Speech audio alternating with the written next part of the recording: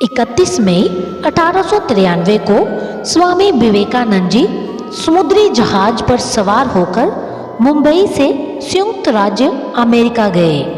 लगभग 2 महीने की यात्रा करके जहाज 25 जुलाई को वैंकूवर पहुंचा।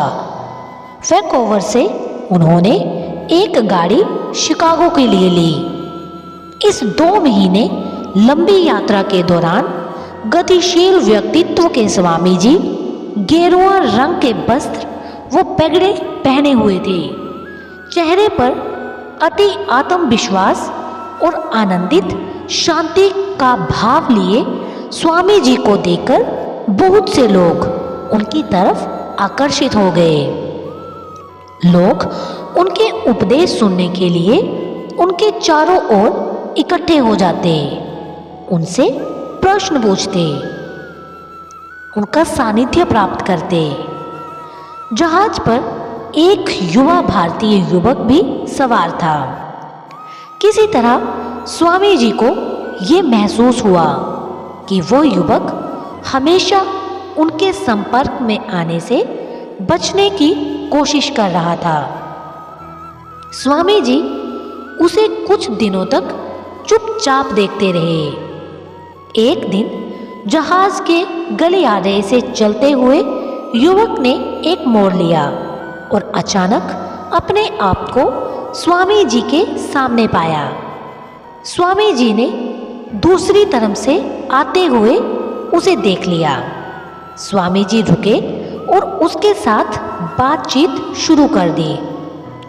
नौजवान, आप कैसे हो? कहाँ जा रहे हो?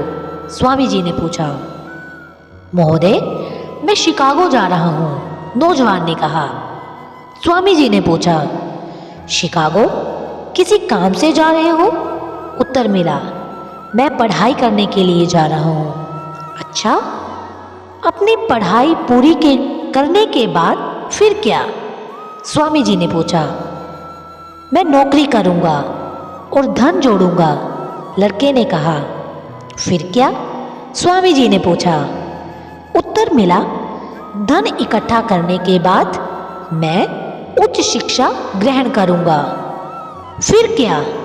स्वामी जी ने पूछा। उत्तर मिला, तो मुझे एक अच्छी नौकरी मिलेगी। फिर क्या? स्वामी जी ने पुनः पूछा। उत्तर मिला, जब मैं अच्छी नौकरी करने लगूंगा तो शादी करूंगा। फिर क्या? स्वामी जी ने पुनः पूछा।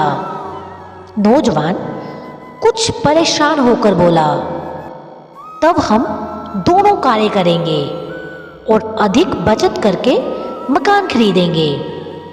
फिर क्या? स्वामी जी ने फिर पूछा। कुछ सोचने के बाद नौजवान ने कहा, तब हमारे बच्चे होंगे।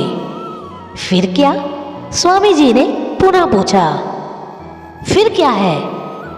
इससे आपका क्या मतलब? नौजवान परेशान होकर बोला, कृपया मुझे बताओ कि आपके बच्चे होने के बाद आप क्या करेंगे? स्वामी जी ने शांत भाव से पूछा।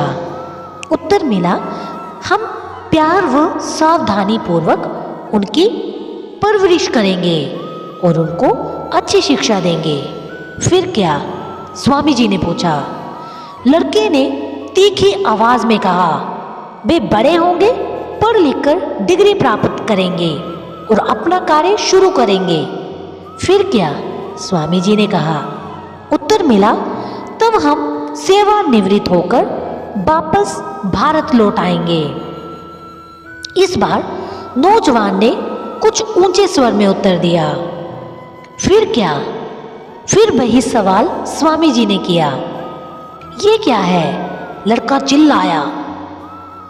तब एक दिन मैं मर जाऊंगा, और क्या? ये सुनकर स्वामी जी ने ताली बजाई और हंस पड़े। अब मुझे पता चला कि आप शिकागो जा रहे हैं, वहां पढ़ने, नौकरी प्राप्त करने, पैसा जोड़ने, मकान बनाने, शादी करने, बच्चे पैदा करने, उनकी परवरिश करने, सेवा मुक्त होने और ये सब कुछ तुम इसलिए कर रहे हो कि एक दिन तुम मर जाओ। क्या मरना ही आपका अंतिम उद्देश्य है? ये सुनकर नौजवान निरुत्तर हो गया। उसका चेहरा पीला पड़ गया। उसके हाथ पैर कांपने लगे। उसने सोचा, स्वामी जी ठीक कह रहे हैं। क्या इसी को जीवन कहते हैं? नहीं, ये नहीं हो सकता। फिर क्या?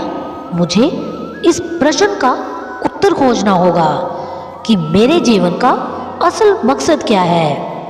दोस्तों, क्या हमें इस प्रश्न का उत्तर पता है? क्या हम सबको अपने जीवन का असल मकसद पता है?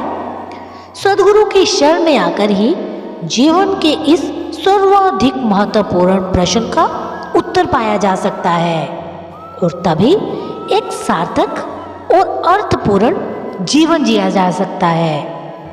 ये थी आज की कहानी। फिर मिलेंगे एक नई कहानी के साथ। तब तक के लिए अपना ख्याल रखना और ऐसे ही कहानियाँ किस्से सुनने के लिए चैनल को सब्सक्राइब और बेल आइकन को प्रेस करना मत भूलना।